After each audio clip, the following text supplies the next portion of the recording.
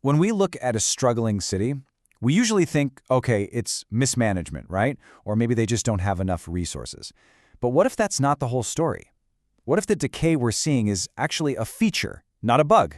Today, we're diving into a really chilling idea that Pakistan's biggest city, Karachi, isn't just failing, it's being engineered to fail. The whole thing starts with this powerful concept, being selectively honest. It means you're using real, verifiable facts, but you're arranging them to paint a picture that is totally misleading. And it's so dangerous because, hey, the facts are true. That makes the lie underneath almost impossible to spot. And this, we're told, is the exact tool being used to hide what's really happening to Karachi. So, that's the central puzzle we're tackling. How can you use truth to hide the truth? Let's try to unpack this by looking at the strange case of Karachi. Okay, so to get started, we really need to understand where this selective honesty is coming from. The argument we're about to break down comes from a deep, deep system insider. And that's what makes the things he chooses not to say so incredibly revealing. The author's name is Mohammad Younus Dagha, and you gotta look at his resume. This isn't some outsider pointing fingers at the government. This guy is the system. He knows exactly how the gears turn, how decisions get made, and more importantly, how they get blocked. And yet, his diagnosis for Karachi's massive crisis is just provincial misgovernance. And this is a perfect example of what our source calls bureaucratic truth with political blind spots. What does that mean? It means telling the technical truth. Yeah, sure, the province is mismanaging things, while completely, deliberately ignoring the political reasons why. It tells you the how of the failure, but is very, very careful to avoid the who and the why. And this selective honesty, it builds up to a conclusion that is frankly shocking. You see, the story we usually hear about Karachi is that it's just a victim of simple neglect. The reality, as we're about to see, is way more sinister. So here's the official story, right? The selective truth. We all know Karachi is Pakistan's economic powerhouse. It handles most of the trade, generates half the exports, pays almost all the province's taxes. I mean, it's a beast. And the narrative goes that this vital engine is just being neglected because of incompetence. It sounds plausible, doesn't it? But then, our source delivers this absolutely ruthless correction. Karachi is not neglected by accident. It is sacrificed by design. That one sentence, it just flips the entire narrative on its head. We're not talking about incompetence anymore. We're talking about intent. So why on earth would anyone want their country's biggest economic engine to fail? Well, this slide breaks down the twisted logic. First, a powerful, self-governing Karachi is a threat to the established political order. See, the current system runs on patronage. It's all about controlling jobs, resources, land. A functional city messes that all up. So when you look at it that way, patronage, or control, becomes way more valuable than national productivity. Now, let's look at a perfect real-world example of this in action, the K-Ive Water Project. And trust me, this isn't just a story about a delayed pipeline. It's a story about how you engineer a crisis on purpose. And here we go again, starting with the official story.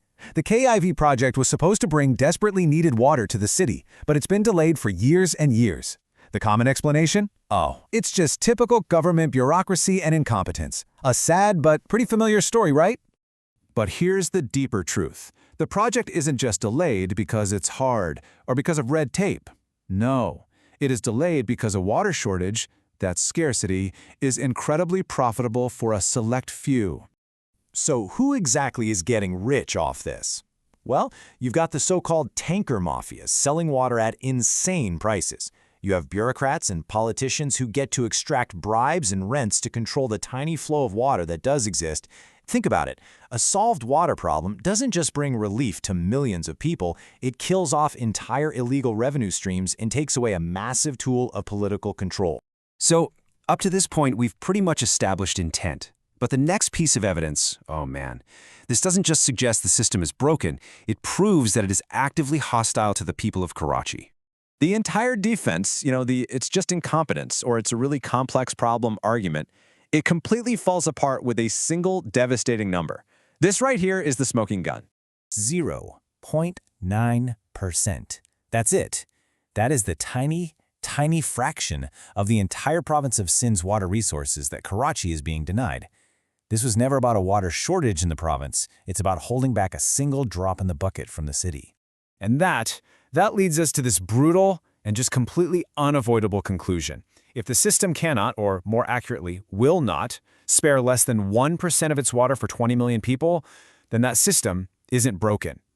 It's hostile. It is actively working against those people. It's working exactly as intended. I mean, just look at this slide. It lays out the system's priorities in the starkest way possible. On the left, you see the price for agricultural landowners, a measly 20 paisa for 1,000 gallons of water. On the right, a resident of Karachi buying from a tanker pays 1,000 rupees for the exact same amount. This isn't just a price gap, it's a statement. It tells you exactly who matters and who is there to be exploited. The water crisis is absolutely horrific, but it's really just a symptom. To understand the root cause of all this, we have to look at the political structure itself. The real disease isn't a lack of water, it's a lack of power. Just look at what this city is missing. It has no truly empowered local government, no control over its own money, its own utilities, or even its own land.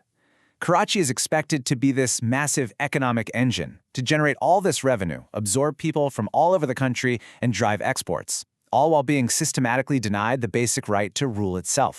So here's the crucial point, boiled down. The water crisis, the crumbling roads, the traffic, these are all just symptoms. The actual disease is political disempowerment. The city is basically treated like a colony, a resource to be squeezed, not a home for millions of people to be governed by its own.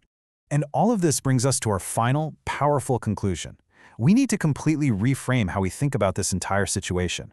This is not a story of failure. In a twisted way, it's a story of success, but only for a very small, very powerful group. And this is the one sentence to remember from all of this. Karachi's misery is not a governance failure, it is a governance choice. Every broken road, every dry tap, every single failing service, it's all the result of a deliberate decision to keep the city weak, dependent, and profitable for those in charge. And the question that leaves us with is, what does it take to change a choice?